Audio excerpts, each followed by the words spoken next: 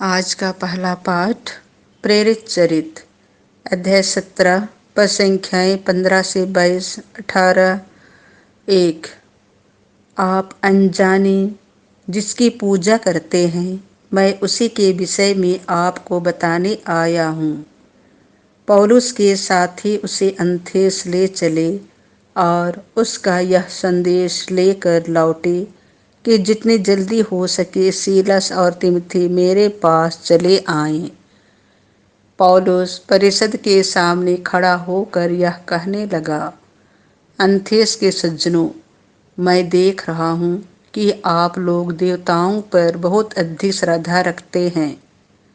आपके मंदिरों का परिभ्रमण करते समय मुझे एक वेदी पर यह अभिलेख मिला, अज्ञात देवता को आप लोग अनजाने जिसकी पूजा करते हैं, मैं उसी के विषय में आपको बताने आया हूँ।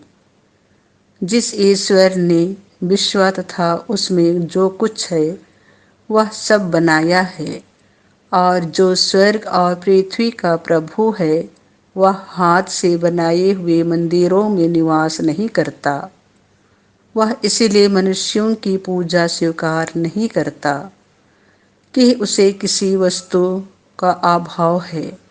वह तो सबों को जीवन, प्राण और सब कुछ प्रदान करता है।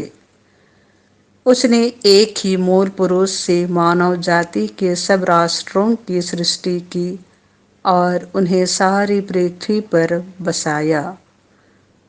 उसने उनके इतिहास के युग और उनके क्षेत्रों के सीमांत निर्धारित किए हैं। यह इसीलिए हुआ कि मनुष्य ईश्वर का अनुसंधान करे और उसे खोजते हुए संभवतः उसे प्राप्त करे, यद्यपि वास्तव में वह हम में से किसी से भी दूर नहीं है, क्योंकि उसी में हमारा जीवन, हमारी गति तथा हमारा अस्तित्व निहित है। जैसा कि आपके कुछ कवियों ने कहा है, हम भी तो उसके वंशज हैं। यदि हम ईश्वर के वंशज हैं तो हमें यह नहीं समझना चाहिए कि परमात्मा सोने, चांदी या पत्थर की मूर्ति से सादृश्य रखता है, जो मनुष्य की कला तथा कल्पना की उपज है। ईश्वर ने अज्ञान के युगों का लेखा लेना नहीं चाहा, परंतु अब उसकी आज्ञा यह है कि सर्वत्र सभी मनुष्य पश्चाताप करें, क्योंकि उसने वह दिन निश्चित किया है जिसमें वह एक पूर्व निर्धारित व्यक्ति द्वारा समस्त संसार का न्यायपूर्वक विचार करेगा। ईश्वर ने उस व्यक्ति को मृतकों में से पुनर्जीवित कर सबों को अपने इस निश्चय का प्रमाण दिया है। मृतकों के पुनरुत्थान की चर्चा सुनते ही कुछ लोग उपहास करने लगे और कुछ लोगों ने यह कहा, इस विषय पर हम फिर कभी आपकी बात सुनेंगे। इसलिए पौलुस उन्हें छोड़कर चला गया। फिर भी कई व्यक्ति उसके साथ हो लिए और विश्वासी बन गए, जैसे परिषद का सदस्य दियोनीसियुस, दमरिस नामक महिला और अन्य लोग भी। इसके बाद पौलुस एथेंस छोड़कर कुरिन्थ आया। यह प्रभु की वाणी है।